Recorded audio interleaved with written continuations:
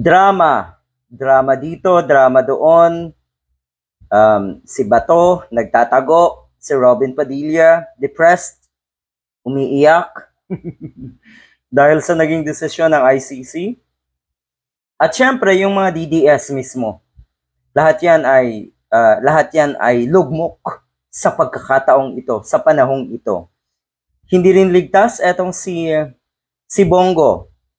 Siyempre talagang nakakalungkot ang desisyon na ito. Sabi nga ng ilang DDS, deserve daw na iyakan si Digong. Deserve daw na malungkot para kay Digong. Okay, ay wag na kayong mandamay. Nandadamay pa kayo. Patuloy daw sila na naniniwala sa katotohanan at katarungan daw ang mananaig sa bandang huli. Saang banda? Saan yung sinasabi niyong bandang huli? Ay eto na yun. Eto na yung katapusan ng mga Duterte. Eto na yung sinasabi niyong katotohanan.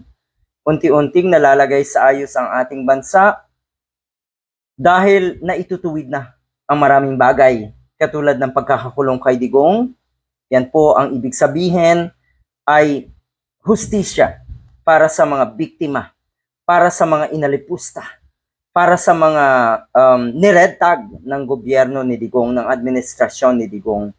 Katotohanan, katotohanan. As if naman alam niyo yung salitang katotohanan. Wala daw pinatay si Digong, sabi na daw si Bongo.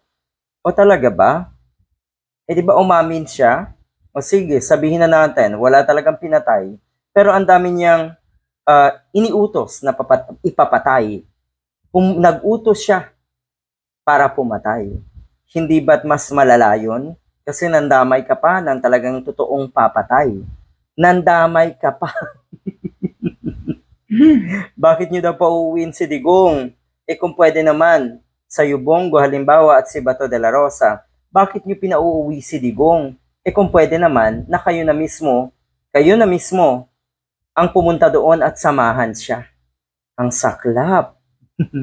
Bakit hindi niyo pauuwiin si Duterte? Wala siyang pinapatay, disiplina lang daw ang ginawa niya sa bansa. Ganun pala magdisiplina, kailangan parusahan at patayin.